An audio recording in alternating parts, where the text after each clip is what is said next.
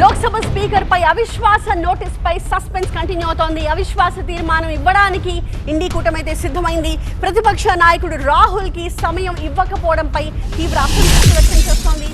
Party కాసేపట్లోనే ప్రతిపక్ష ఎంపీలతో speaker భేటీ కాబోతూ ఉన్నారు.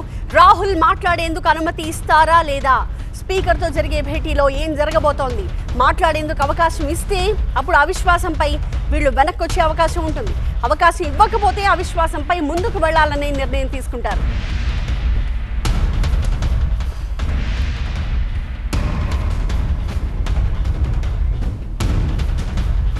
మా ప్రతినిధి గోపీకృష్ణ మనకి లైవ్ లో కనిపిస్తున్నారు లేటెస్ట్ అప్డేట్స్ తో. గోపీకృష్ణ, మరి కాసేపట్లోనే ప్రతిపక్ష ఎంపీలతో స్పీకర్ భేటీ అవ్వడానికి సన్నద్ధమవుతున్న నేపథ్యంలో ప్రతిపక్షం ఏమనుకుంటోంది? స్పీకర్ తో నిన్న కూడా వాళ్ళు మాట్లాడారు, చాలా అంశాలు స్పీకర్ దృష్టికి తీసుకొచ్చారు, ఇవాళ కూడా భేటీ అవుతున్నారు. ఎంత ఆప్టిమిస్టిక్ గా ఉన్నారు?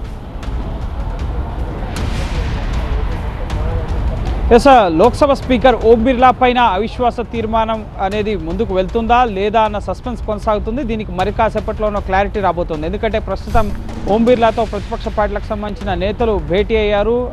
10 రోజులుగా పార్లమెంట్ సమావేశాలు ప్రారంభమైన బడ్జెట్ ప్రవేశపెట్టడం, రాష్ట్రపతి ప్రసంగం మినహా మిగతా రోజులంతా కూడా వాషౌట్ అయిపోయిన పరిస్థితి, ఎక్కడా కూడా సమగ్ర చర్చ జరగని పరిస్థితి ఉంది. కాబట్టి సభా సమావేశాలకు సహకరించాల్సిందిగా స్పీకర్ విపక్ష ఎంపీలను కోరబోతున్నారు. అలాగే తమకు మాట్లాడే అవకాశం ఇవ్వాల్సిందిగా ఇటు కాంగ్రెస్ పార్టీ నుంచి ప్రతిపక్ష నేతగా ఉన్న రాహుల్ గాంధీ ముఖ్యంగా అపోజిషన్ లీడర్గా ఉన్నారు. ఆయనతో పాటుగా మిగతా పార్టీలు టీఎంసీ, సమాజ్వాదీ పార్టీ, డిఎంకే వాళ్ళకు సంబంధించిన అపోజిషన్ లీడర్స్కి కూడా మాట్లాడే అవకాశం ఇవ్వాలి అని చెప్పి ఒకవేళ ప్రస్తావిస్తే కనుక ఈ ప్రతిష్టంభన ఇప్పటితో విడిపోయే అవకాశం లేదు. ఎందుకంటే కేవలం ఒక రాహుల్ గాంధీకి అవకాశం ఇస్తే మిగతా వాళ్ళు కూడా మాట్లాడతామంటారు. దానికి ప్రభుత్వం అంగీకరించాల్సి ఉంటుంది. ప్రభుత్వంతో చర్చలు జరిపిన తర్వాత నిర్ణయం తీసుకుంటా అని చెప్పి నిన్న సమావేశంలో ఇటు స్పీకర్ విపక్షాలకు తెలియపరిచారు. ఇప్పుడు ఒకవేళ సయ్యద్ కుదిరి రాహుల్ గాంధీని మాట్లాడేందుకు అనుమతిస్తే, దానికి విపక్షాలని అంగీకరిస్తే కనుక ఈ స్పీకర్పై అవిశ్వాస తీర్మానంపై ముందుకు వెళ్ళబోమని చెప్పి కాంగ్రెస్ చెప్తోంది. ఒకవేళ లేదు, చర్చలు విఫలమైతే కనుక 1 గంటకి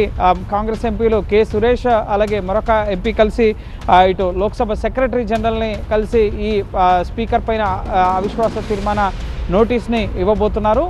దీనికి సంబంధించి ముఖ్యంగా ప్రభుత్వం తీసుకునే నిర్ణయం చాలా కీలకం కాబోతోంది. ప్రభుత్వం రాహుల్ గాంధీని మాట్లాడేందుకే అనుమతిస్తారా? మరోపక్క ఈ పుస్తకం వ్యవహారం సంబంధించి ప్రధానంగా 4 అంశాలపైన రాహుల్ గాంధీ మాట్లాడాలనుకుంటున్నారు. అందులో ప్రధానంగా మాజీ ఆర్మీ చీఫ్ మనోజ్ ముకుంద్ నరవాణే ఏదైతే 4 స్టార్స్ ఆఫ్ డెస్టినీ అనే పుస్తకంలో చైనా డోక్లాం ముఖ్యంగా గాల్వన్ వ్యాలీ చైనా ఉద్రిక్తకర పరిస్థితులకు సంబంధించి ఎటువంటి ఆదేశాలు రక్షణ మంత్రి అలాగే ప్రధాని ఇటు మాజీ ఆర్మీ చీఫ్కి ఇచ్చారు అన్న అంశాలకు సంబంధించి ప్రస్తావించడం, అలాగే 8 మంది ఎంపీల సస్పెన్షన్తో పాటుగా మహిళా ఎంపీలపైన నిరాధార ఆరోపణలు చేయడం, అమెరికా అలాగే భారత్ సంబంధించిన ట్రేడ్ డీల్కి సంబంధించిన అంశాలపైన ప్రధానంగా రాహుల్ గాంధీ ప్రస్తావించాలనుకుంటున్నారు. వీటన్నిటికీ కూడా ప్రభుత్వం అనుమతిస్తుందా? కేవలం బడ్జెట్పై చర్చలో మాత్రమే పాల్గొనాలి అని చెప్పి ప్రభుత్వం కోరుతోంది.